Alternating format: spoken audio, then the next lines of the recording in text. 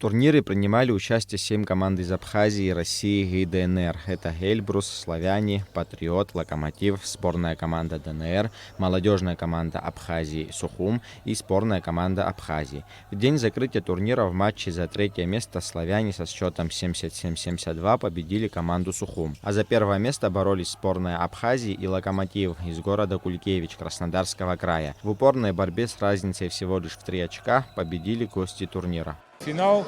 Мы сегодня играли с хорошей командой, с Гулькевичи. Это команда, которая играет в чемпионате Краснодарского края, то есть такая подготовленная, действующая команда. Поэтому наша команда тоже, в принципе, хороший состав мы собрали на сегодня, но чуть-чуть не хватило в концовке, что и счет показал, всего лишь 3 очка уступили.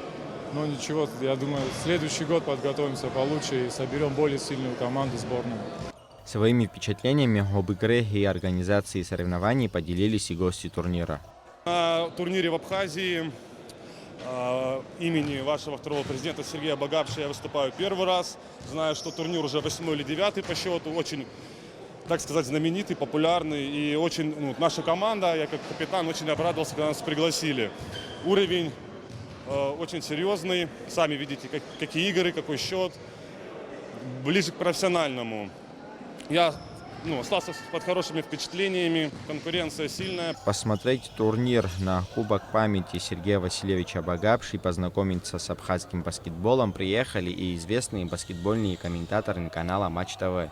Мы приехали знакомиться с абхазским баскетболом прежде всего, изучать его историю, чтобы рассказать о ней и попытаться, может быть, за счет этого небольшого фильма чем-то подстегнуть местные и власти, и спортивные, и государственные, для того, чтобы помочь больше нашему любимому виду спорта.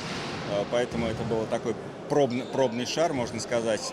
Таким образом, первое место и Кубок памяти Сергея Багапши получила команда «Локомотив». Кроме того, мэр Сухума Беслан Эшба вручил победителям памятные серебряные монеты «Аква». Лучшим игроком турнира был признан Михаил Сало, также из команды «Локомотив». Турнир был организован Государственным комитетом по делам молодежи и спорту при поддержке компании «Амобайл». Аслан Джопуа, Руслан Орлов, Абхазское телевидение.